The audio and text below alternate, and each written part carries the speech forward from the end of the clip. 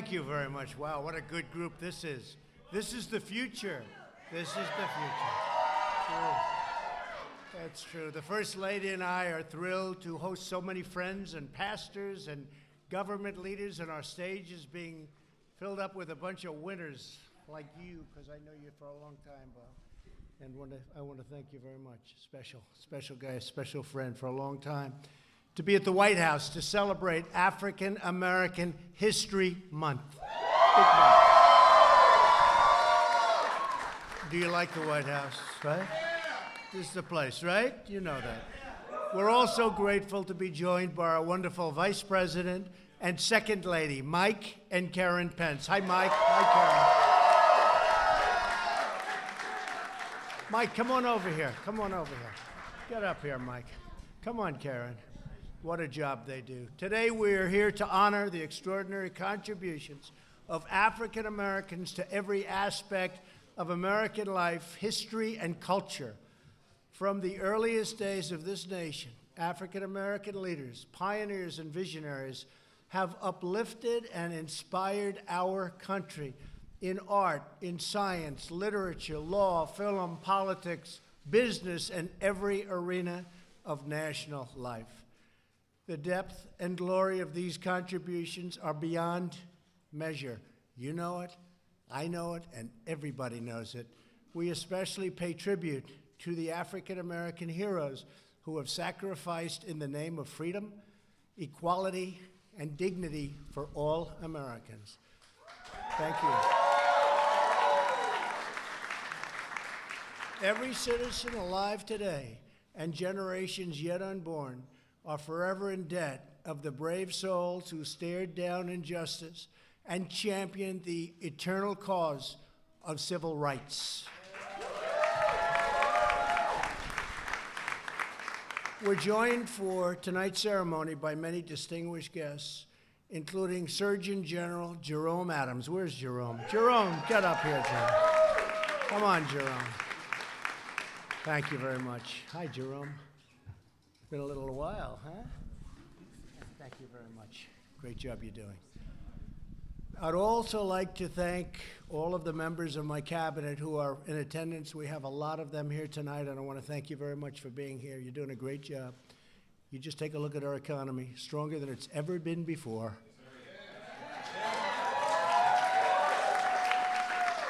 And by the way, as you've been hearing me say, African American unemployment is at an all-time low, historic low. The history of our country, it's never been better, so that's a great thing. Thank you all as well to the young African American activists who are here today. You are really and truly the leaders of the future, and get in there and go get it. Since the beginning of our republic, African Americans have given their heart, their love, and their very lives to the pursuit. And you know this better than anybody. You have worked so hard. I guess when you get right down to it, we're all working very hard. But the pursuit of liberty and justice for all. During the Revolutionary War, African American soldiers fought at the Battle of Yorktown and helped our nation gain independence. In the next century, Frederick Douglass, Sojourner Truth, Harriet Tubman, and countless others risked everything to end the evil of slavery and secure the sacred blessings of freedom. And here we are all together in the White House. This is a great thing, right? This is a great thing. And this is a very, very special place. A century later, Rosa Parks, Medgar Evers, and the immortal Dr. Martin Luther King Jr. challenged our nation to fulfill its founding promise that we are all created equal by God. In every moment of our history, African Americans have called our nation to greatness. This year marks the 100th anniversary of the birth of Jackie Robinson. How good was Jackie Robinson? How good was Jackie? As a baseball fan, Jackie was special. He had to be special because that was not an easy journey for Jackie. He was a special man. His courage on the field and off the field stands as an everlasting monument to the triumph of the human spirit. African-American scientists, artists, musicians, educators, faith leaders, and countless others have lifted our nation to absolutely incredible heights. Today, we thank God for all of the blessings the African-American community continues to give our nation, and we pledge our resolve to expand opportunity for Americans of every race, religion, color, and creed.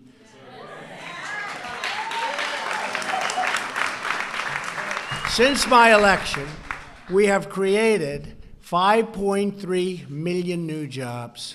People thought that was, and I tell you, I'm very proud of it being the lowest ever in the history for African Americans, but today, right now, we have the most people working in the history of our nation, almost 160 million people. We've never had that many people working.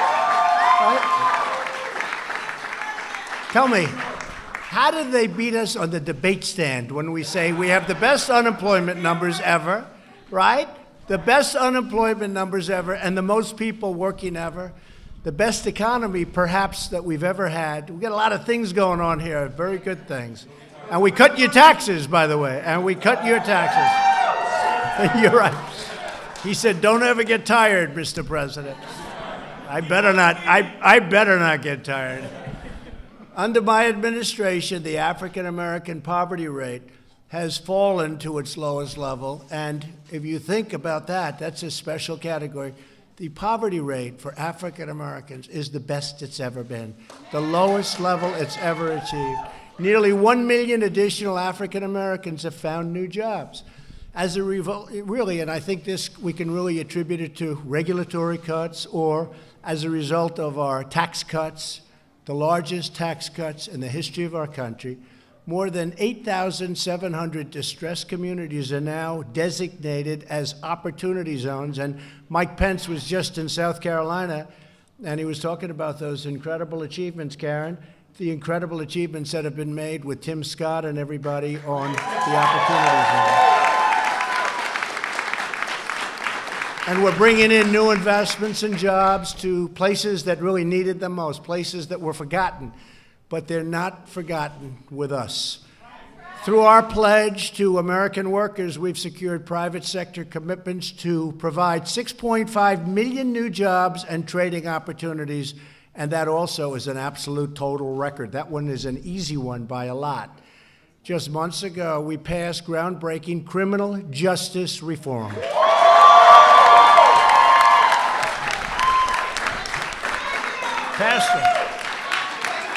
Pastor. We have Pastor Darrell Scott. Will you come up here, Darrell? Darrell, get up here.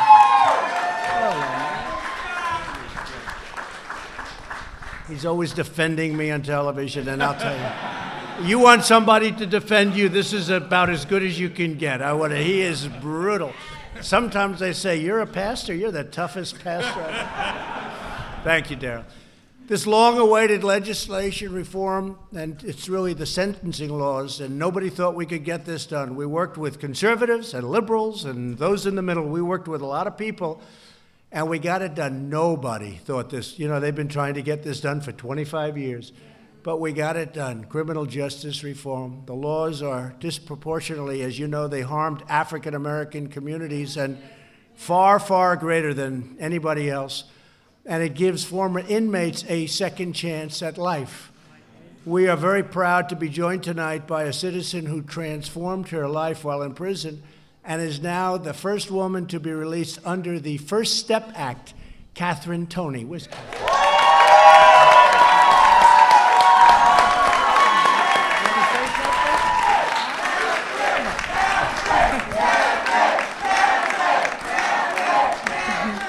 Yes, I just want to thank the president and everybody that worked so hard, Jared, for working so hard on this prison reform First Step Act, because if it wasn't for them, I wouldn't be standing before you all today. with my daughter and my granddaughter. I've been incarcerated for 16 years, and it took the president and Jared and the Can Do and the Cut 5 and everybody else to free me. And I'm so thankful. I'm so thankful to them. And I'm so thankful to God for the opportunity to be standing before you all. And thank you again, Mr. President.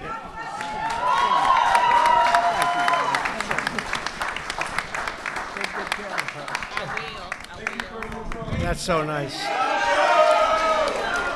And I'll tell you, as far as criminal justice reform and other things, Jared, thank you. What a great job. What a great job. He doesn't want praise. He doesn't want praise, but it was so nice to have you come up and just say, and Jared, thank you, like your best friends. You probably know him a little bit. Yes, I do. It's incredible. He's incredible. It does so much. Thank you, Jared. That was amazing. That was a great tribute to you. During the State of the Union address, I also called on Congress to pass school choice.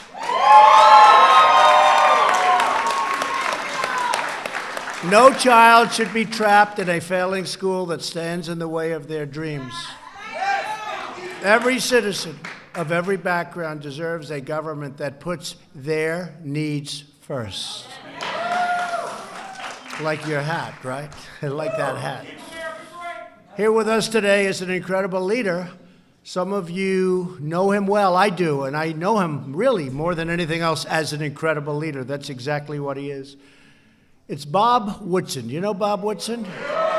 You will, because he's got an incredible story. Bob joined the Air Force in the 1950s. You don't look that old, I'll tell you that. 1950s, really? Wow, you're in good shape. I want to talk to him later, find out what's going on. While he was stationed in the Deep South, he confronted discrimination firsthand. He then became a civil rights leader, met Dr. King, and was jailed for leading a very peaceful protest. As Bob puts it, even when defeat was all around us, it was not in us. I like that. That's beautiful, right? That's beautiful. Over the last 50 years, Bob helped found social enterprise movements and to restore jobs, dignity, and hope within the heart of very, very distressed communities. Bob, I want to thank you very much. You are a very special man, and having you at our place in New Jersey for a little while, and you helped me so much with making a couple of our good choices. We really appreciate you being here. Thank you, Bob.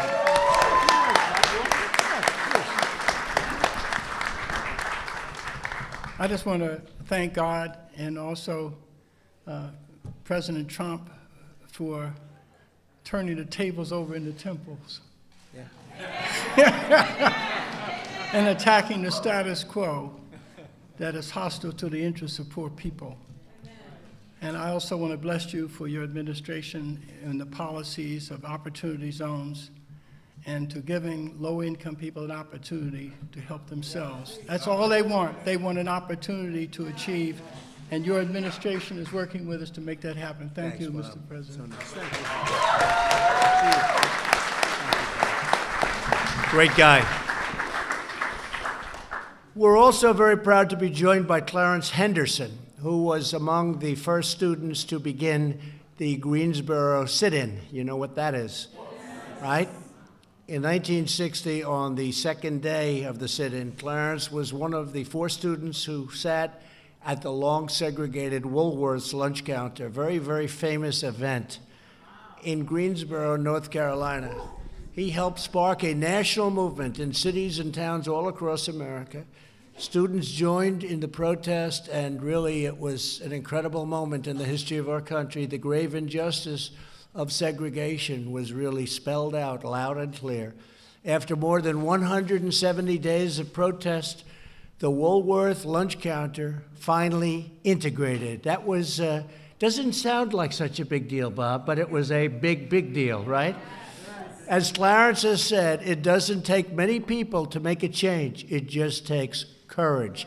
And Clarence, you have incredible courage, and I want to thank you very much for being here.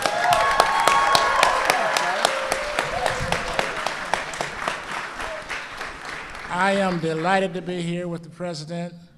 You know, Nehemiah was told by God to build a wall, and that's what you're doing. Thank you. Amen. It is indeed a pleasure to be here with you this evening and to share this great hour and this great time. I continue right now with the Frederick Douglass Foundation for the State of North Carolina and the President, and we're still moving forward to change America and make America great again. Thank you. Thank you very much. Thanks, Larry.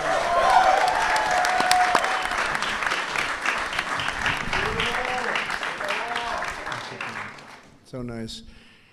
As we commemorate African American History Month, we remember the words of Dr. King. In 1964, he said, "When years have rolled past, children will be taught that we have a finer land, a better people, a more noble civilization, because these humble children of God were willing to suffer the righteousness' sake." And you know, nobody said it better than Dr. Martin Luther King, and few people had words so beautiful as Dr. Martin Luther King Jr. Don't you agree? Don't you agree, Bob? He made us all look maybe not quite as good. Great man. Today, we remember the heroic legacy of African Americans who bravely battled oppression to usher in a bright new dawn of freedom. It's exactly what you're doing. And you are at the forefront. You know, this is a new age. This is a very exciting time. It's a very exciting time for our country.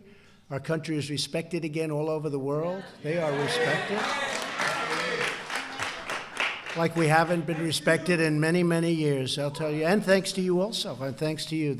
Look at the progress that you've made. Look at those numbers that I gave you before with unemployment and all of the other numbers that we have together. So we pledge in the honor of our great African American community to build a future where every American child can live in safety, dignity, liberty, and peace. As Americans, we all share the same dreams, the same hopes, and the same magnificent destiny. We are now and will forever be one people, one family, and one glorious nation under God. I want to thank you all. I want to God bless you. I just want to say God bless you all, and God bless America. Thank you for being at the White House. Thank you.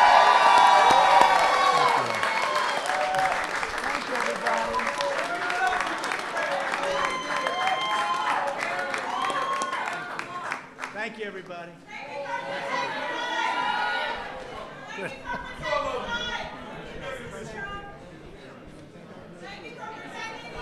Oh, well, she's like that. Thank you.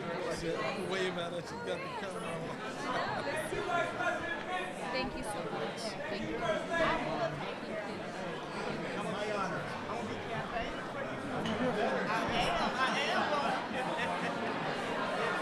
Thank you, man. Thank you. See you soon, okay? Call Mapping. Good, come on. Good stuff.